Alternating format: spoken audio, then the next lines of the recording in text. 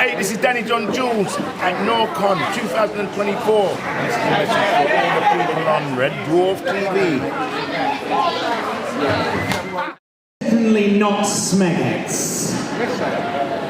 Please welcome two of the boys from the ball. It's Danny John-Jules and Chris Barrie!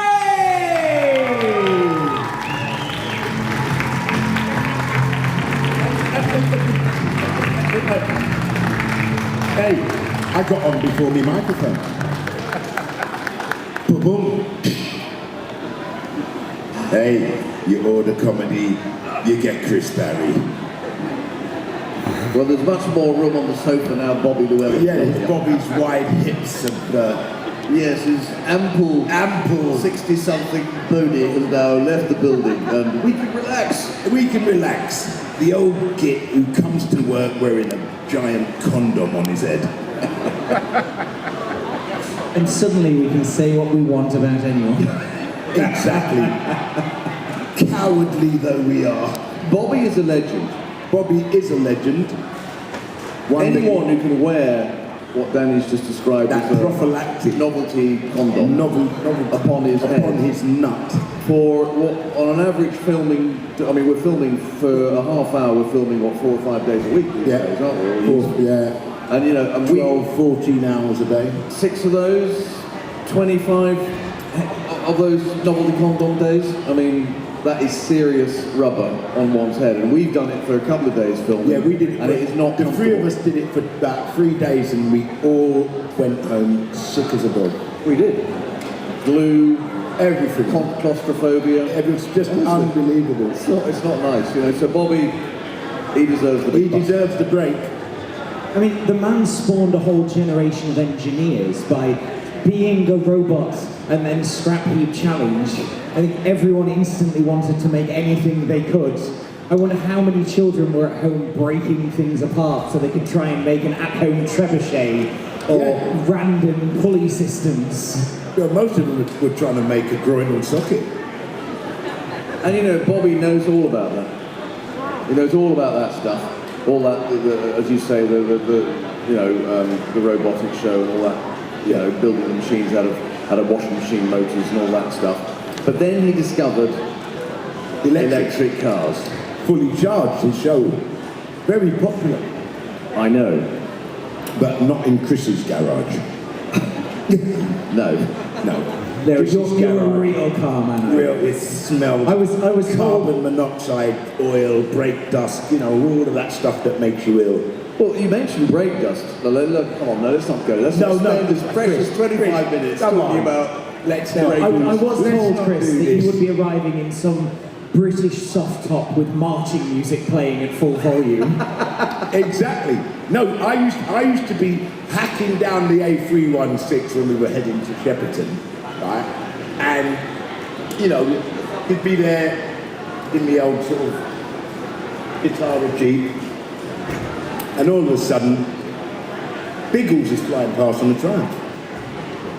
Old bit, with flying jacket, goggles, and he would do the same thing every time I drove past him. I'd be like, there he'd go. That was my Triumph Bonneville, Yeah. With a yellow tank. There you go. UK yellow tank with high-rise US bars. Interesting. But just to say, I arrived in a Jaguar, but saloon car, with the travelling Wilburys on the thing, so close. Close.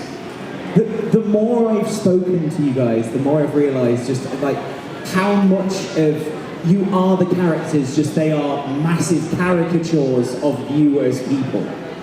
I don't know if you guys have realised, you must have realised that by now. It just, you are just the real life versions of the characters that are just completely over. I'm not sure I know how to take that. Are you saying I'm a complete and utter snakehead? No, but if that's the case, right, how did they get it so right on show 1, episode 1, series 1? How? But they didn't know us. They didn't know us that long, did they? I auditioned back in 1986, it actually was. Yeah. For he both auditioned parts. for it. I auditioned for, Red, we knew Robert Doug from Carrot Lib and the radio show, Son of Cliche. But I remember I read for both parts. you know, and I said it was similar to kind of a relationship you have at school with someone you really don't like, you know? Yeah. A Lister Rimmer relationship. So I read for the sort of anally retentive Rimmer, and I also read for the sort of laid-back, kind of bolshy Lister. And, you know, I thought, you know, at that time, I thought, you know, any of those is going to work. But, I mean, gradually, which bears out to a certain extent what you're saying, I think Rob and Dougson said, yeah, we think you're more Rimmer, Chris. So that's kind of what happened, you know. But yeah, I think there's an element of truth in that. Yeah, well, I mean, we kind of touched on it yesterday, but those are the smart writers. I mean, you know, if every writer incorporated your persona into their character, it's a different thing. It's not the same as, oh, it's that actor playing himself again. That's definitely not the ballpark we're in. What it is that the writers have more moulded their characters into us by writing more of us into their characters. That's how I think it progressed. You know? But I mean, having done British as well, Yeah. you know, there's a double whammy of Pratt's, isn't there, really, there? Yeah. I'm a believer, by the way, British Empire should come back. There should be another season, but it all seems like a bit of a dream. Yeah, it's not impossible, but we'd have to crowdfund it to make it a return of the British Empire. It's such a 90s show, do you know what I mean? It's so of its time. I reckon you could get it crowdfunded. I think we could. I reckon you would. Well, you know, Mate, all you need is what? A couple of 100,000 guys. well, BC had the ideas, you know. So. Yeah. Well, I mean, you know, at the same time, I was doing Cat, and you were doing Britus, and I was doing Barrington at the same time as Cat, so I was playing the Cockney Rastafarian, you know, in between, and while you were just being another git, but this time on terra firma, with a bit of a curly perm. When I was doing, from about 1990 till about 97 or whatever it was, I was doing both characters. I remember a BBC executive said to me, Chris, it's unusual for one of, you know, an artist to have two shows simultaneously being recorded for several years in a row. I mean, you've got Britus on one and you've got Rimmer on two in Red Dwarf, so you well and truly cornered the market in arseholes. And I thought, I mean, what do you say to that, you know? So we had Chris, 2 BBC shows running simultaneously. We had Danny, 2 BBC shows running simultaneously. And they still didn't like us at the BBC. They still didn't like us. It's true. Yeah, They dumped Red Dwarf saying that there was no longer an audience for Red Dwarf, and here we are 36 years later. a few unanswered questions there, but... Nobody can explain why, if any other actor was in 2 hit shows, he would have what they call a golden handcuff deal with the BBC. The kind of deal that, you know, the Rosses get and the Chatty Mans and, you know, don't matter how many shows we got, we're not getting one of them. They don't like us, baby. So, gentlemen, obviously, Red Dwarf is iconic. It's also full of just insanely memorable, beautiful moments. I mean, Mr. Wibble, WOO, all of that madness. I'm gonna eat your little fishy, like, I'm gonna get your little fishy, just everything. Was there a moment when you were handed scripts week on week that you would flick through them like kid in a candy store moment to see like, what's the moment on this one? Yeah. Like, what are we going to do? Well, I can tell you what happens on a Monday. The script, we sit there and everyone flashes through to their parts. They only stop at their name. And then you read it, and then Craig would probably be the first one. I've got no gags, man. I've got no gags. Chris has got all the gags, man. Do you know, I suppose when you're doing your show in your 20s, you know, you're young guys, you're going up the bigger orch, you know, you're ambitious, and you want to know where the laughs are, you know? And then, but it wasn't really until about, you know, I don't know, well into probably Back to Earth, so sort of 2009, Doug was sort of saying, so if you say the gag line, the tagline, and you get a laugh, whose laugh is that? And we were all going, oh, yeah, whose laugh is that? Because if the feed's not good enough, you're not going to get your laugh. Oh. So the feed's got to be good. So it's not just that laugh, it's both of the other feed. Share your laughs. So it's true. It's something we stop being children of. But then, I mean, the most obvious example of that is the moose gag we were talking about yesterday. I had the feed, and the feed became a woofer. And so I was now thinking, the woofer's going to die, isn't it? So that would have been a scenario where the feed line outshone, but they laughed even bigger at the gag. I mean, it was just... Even now, if we were to do a show, we still would not necessarily know 100% of where the laughs are. You can never, you know, never tell. Try and predict your audience, because they, you know, they go ahead of you. Yeah, and when they start saying, when someone in Dwarf says, mate, that's a guaranteed woofer, be scared, because those are the ones that get no laugh.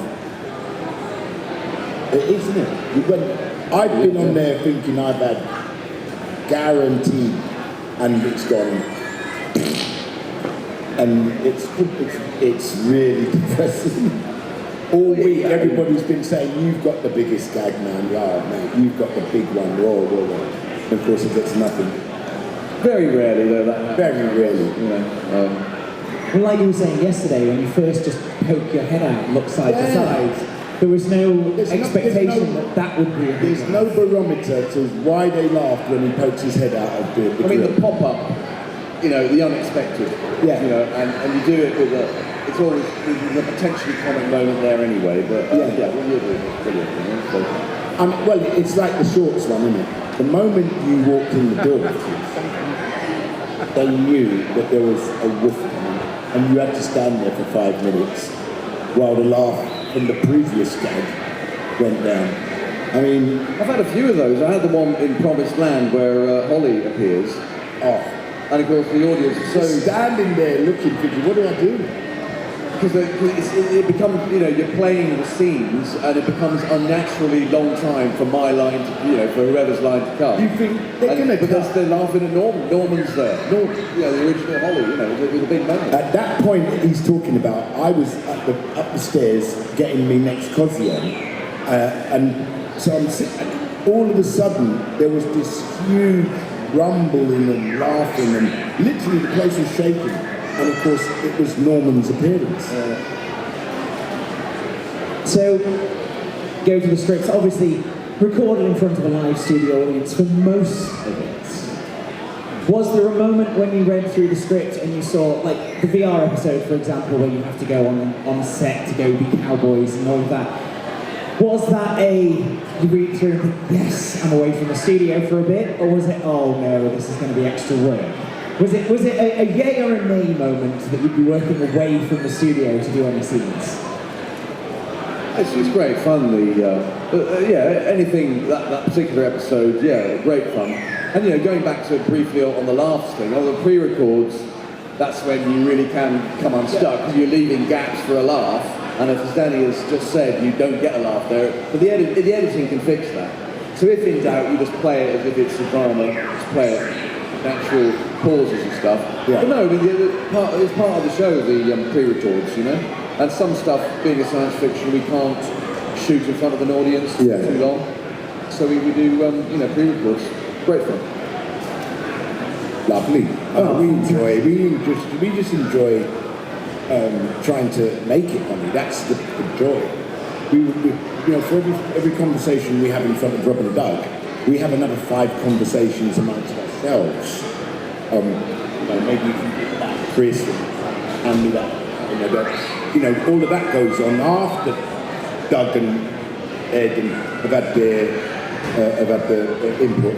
We then carry on. And then Craig says, "Don't change it now, guys." Yeah. No, don't change it now. We rehearsed it this way. It worked.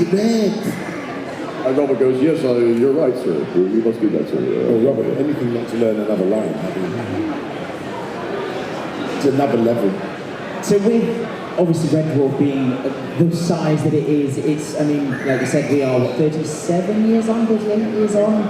And it's still a powerhouse of a series that everyone loves. If you could travel back in time and speak to yourself just before you walked into the studio for the first time, what advice would you say to yourself? What's the magic words that you'd say? Don't be surprised if it's a hit.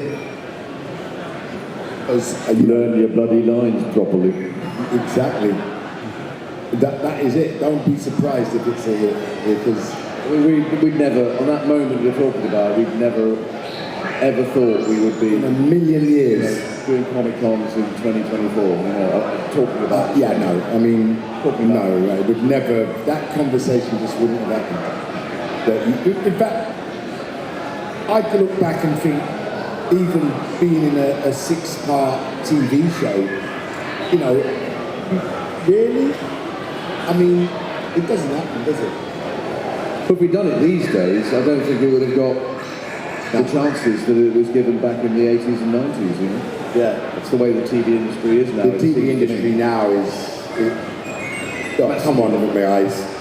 A hit show nowadays is people sitting down watching telly. That's a hit show today. Well, in a way, you are still doing it nowadays. We're coming back into the characters. Yes. Because of the huge hit it was. What is it like stepping back into those characters like a few times now? Is it just putting on an old pair of boots and it's comfortable? Do you have to warm yourself up to go back into it? It's showbiz, man. It's dressing up. That's what it is. And showbiz now has become something completely different.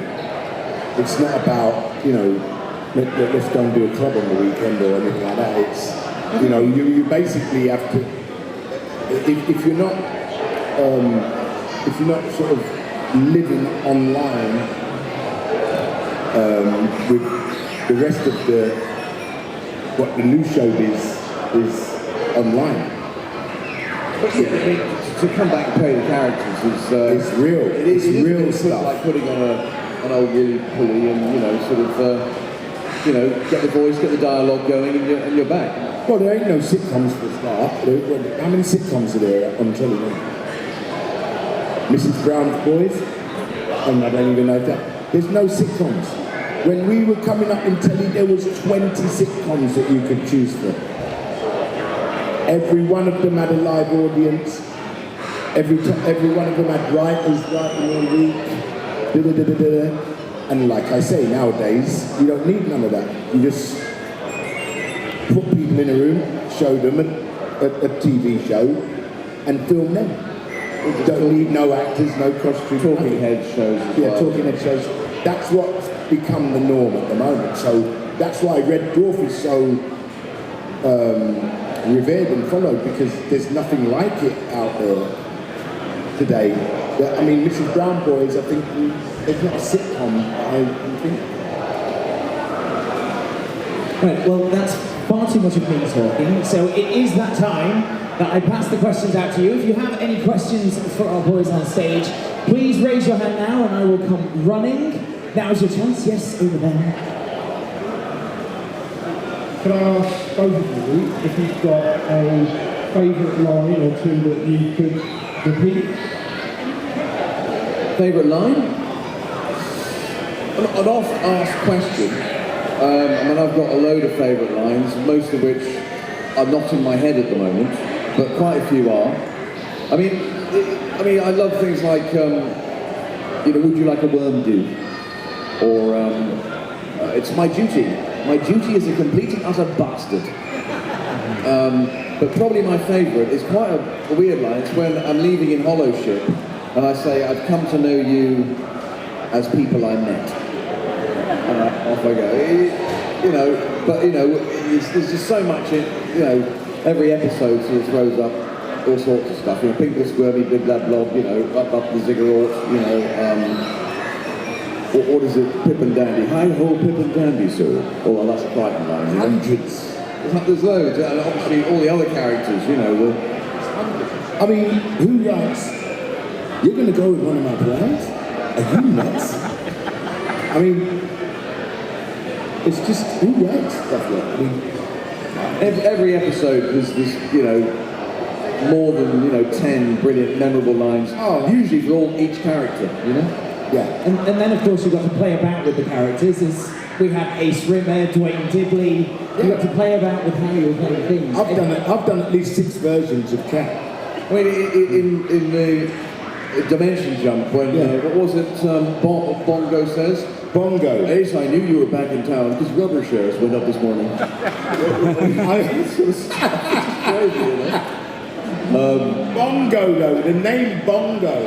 I mean, it's, every time it's funny. Why is Bongo funny? The sort of M figure, wasn't he? Yeah, Sort of, Bongo. Bongo.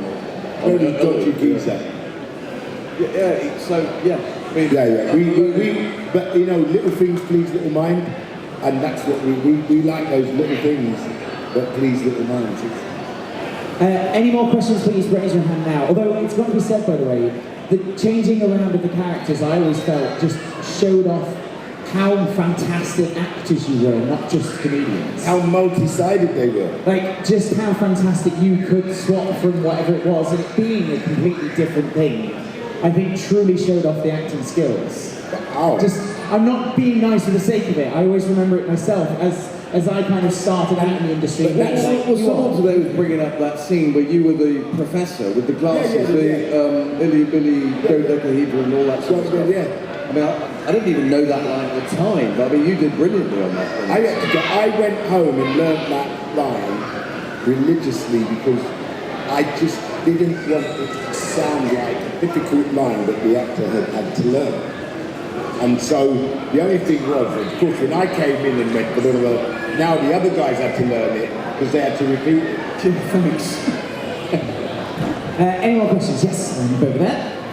For both of you, out of all the episodes, which one would you say you had the most fun with, the most enjoyable one? Well, I think, for me, one of the most hysterical moments was coming out of those pods with you,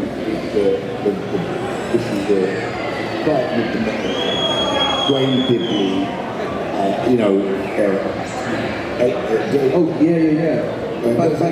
back to reality. Yeah.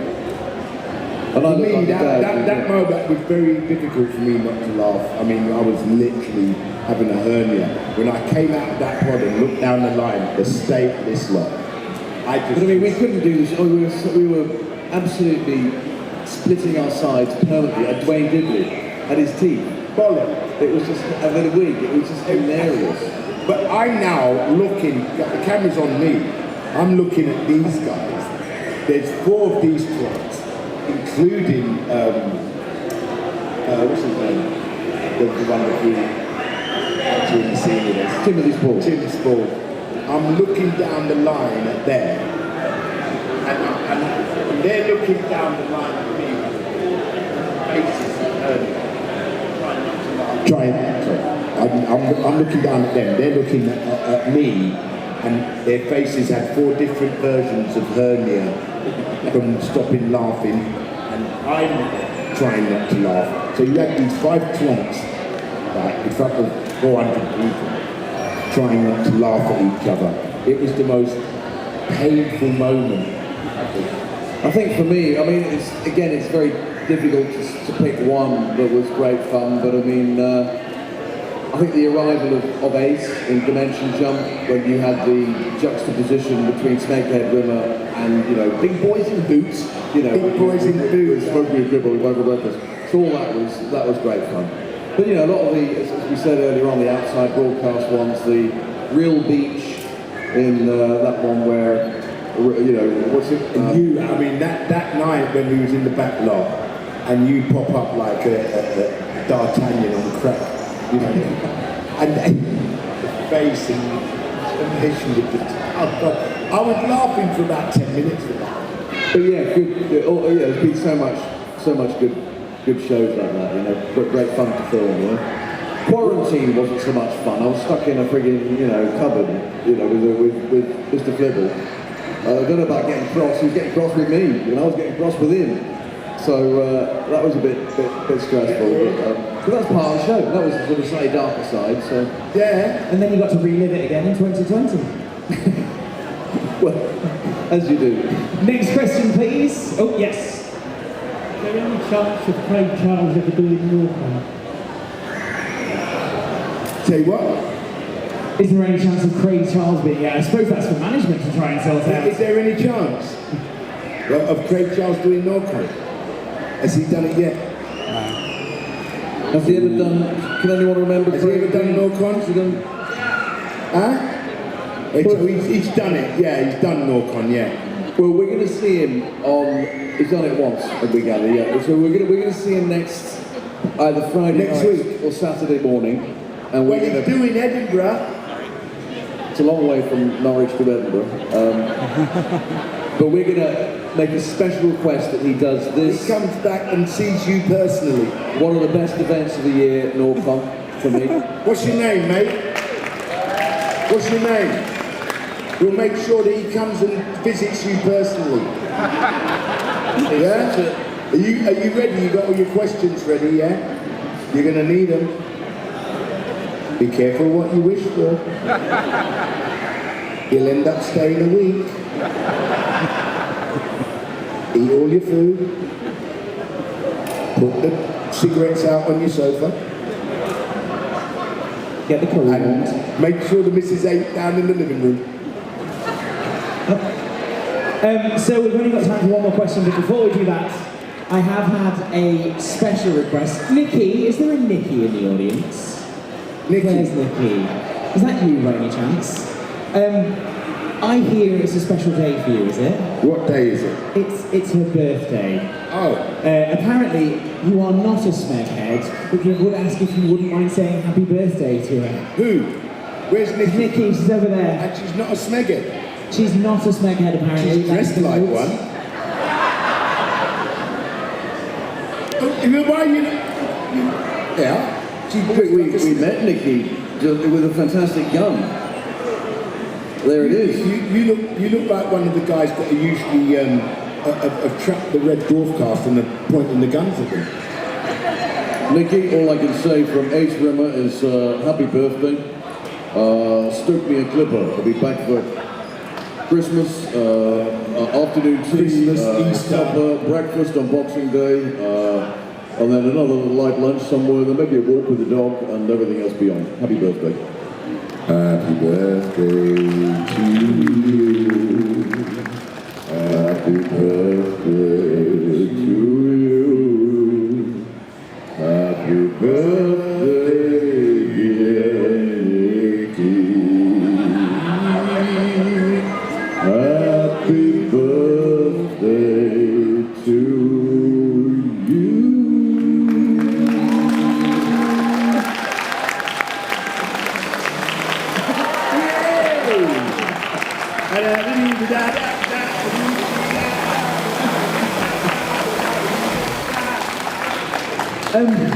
That's showbiz. That's real showbiz there. Showbiz, that is. That one nearly did a number. So we have one. Okay, we'll go for another. We'll go for one more question. We've got one final question. We're It's getting to be a ready good to one. do Who'd like to ask it? We're doing the reverse. Oh, for a minute. suddenly everyone's become nervous. Fine, it's got to be a good one. Yeah. What's the question? Can you tell us if there's going to be any more Red Dwarf? Oh, is there going to be more Red Dwarf? I believe that this has been put out in the public domain already, isn't it? Who else has heard that? I've been saying all day You've that heard there's that, going to right? be another special. That's what I've been saying all day. We've been told that they want to do another special, and we are just literally waiting for the times and dates when we're going to do it. The last I heard was we're shooting early summer. Right? So, again, I'm going to repeat what's already been out there, that they do want to make a 90-minute special. And don't ask us when again. It's boring. Because it will happen. And look, you know, as soon as it gets outed, you all know anyway. But you know what it's like. The Dwarf will spend 2 years asking us when's it happening. Don't know. You heard it here first, there is going to be a movie at some point, whether they like it or not. It is coming to TV, films, Netflix, who knows at this point? Well, Dave, isn't it BBC? Dave. it'll be Dave. Dave. Yeah. I love that, I love a bit of We're giving Dave. you facts. We're giving you facts. Yes, it's going to get made, unless they Welsh on the deal that we haven't got yet. If you ever ask an actor if something's going to happen, it's not happening until they've signed a contract. I don't care who they are. It's not happening. We ain't got a contract in your hand. It ain't happening. Well, which we haven't, but we think we will. But no, we've been in this situation for 36 years. Everybody knows how it goes. It's not a surprise. This happened last season and the season before. And are you doing another one? Yes! So they're not promising, but wink. So NorCon 2024, please go truly wild for the gentlemen, the legends, the truly memorable. Thank you.